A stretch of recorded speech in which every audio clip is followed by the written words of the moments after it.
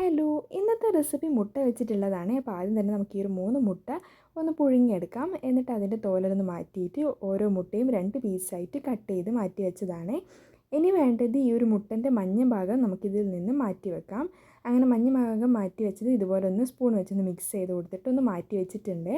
പിന്നെ ഒരു ചട്ടി ചൂടാക്കിയിട്ട് അതിലേക്ക് വെളിച്ചെണ്ണ ഒഴിച്ച് ചൂടാക്കുക. പിന്നെ അതിലേക്ക് ഇഞ്ചി വെളുത്തുള്ളി ചതച്ചത് ഒന്ന് ചേർത്ത് കൊടുക്കാം.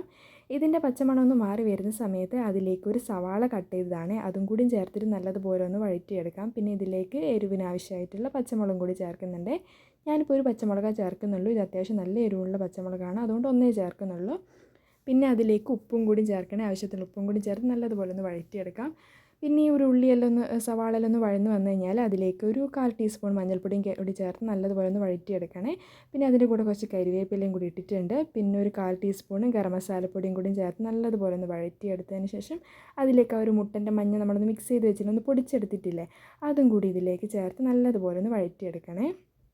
പിന്നെ ലാസ്റ്റായിട്ട് കുറച്ച് മല്ലിയിലയും കൂടി ഞാൻ ഇട്ട് കൊടുക്കുന്നുണ്ട്. എന്നിട്ട് എല്ലാം കൂടി നല്ലതുപോലെ മിക്സ് ചെയ്തെടുത്തതിന് ശേഷം ഇതൊന്ന് ചൂടും ആറിക്കഴിഞ്ഞാൽ ഇതുപോലെ മുട്ടൻ്റെ വെള്ളൻ്റെ ഉള്ളിലേക്ക് ഈ ഒരു മസാല ഒന്ന് നമ്മൾ കൈകൊണ്ട് മിക്സ് ആക്കിയിട്ട് ഒരു ചെറിയൊരു ബോൾ പോലെ ആക്കിയിട്ട് ഇങ്ങനെ വെച്ച് കൊടുക്കാം. അതിൻ്റെ നടുഭാഗമില്ല, മഞ്ഞ എടുത്ത ഭാഗത്ത് ആ ഒരു ഫില്ലിങ് വെച്ചിട്ട് രണ്ട് ഭാഗം കൂടി ഇതുപോലെ ഒരുമിച്ച് വെച്ചൊന്ന് പ്രസ് ചെയ്ത് കൊടുത്താൽ മതി. ഇനിയിപ്പോൾ ഇങ്ങനെ നിൽക്കുന്നില്ല എന്നുണ്ടെങ്കിൽ ഒരു ടൂത്ത് പിക്ക് അങ്ങനെ വെച്ചിട്ട് നിങ്ങളൊന്ന് കുത്തി കൊടുത്താൽ മതിയേ. സംഭവം ഇങ്ങനെ നിൽക്കും, എന്നാലും നിൽക്കുന്നില്ല എന്ന് തോന്നുകയാണെങ്കിൽ അങ്ങനെ ചെയ്ത് കൊടുക്കാം. ഇതുപോലെ ബാക്കിയുള്ളതും കൂടി ഞാൻ ചെയ്തെടുക്കുന്നുണ്ട്. അപ്പോൾ ഇതാ 2 ഭാഗം കൂടി ഇതുപോലെ വെച്ചൊന്ന് പ്രസ് ചെയ്ത് കൊടുക്കാം. സംഭവം നല്ല ടേസ്റ്റ് ഉണ്ട്. അപ്പോൾ നിങ്ങൾ എന്തായാലും ഒന്ന് ട്രൈ ചെയ്ത് നോക്കാൻ മറക്കല്ലേ.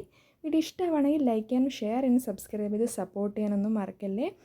അപ്പം കമൻറ്റും കാര്യങ്ങളെല്ലാം എന്തായാലും ഒന്ന് അറിയിക്കണേ.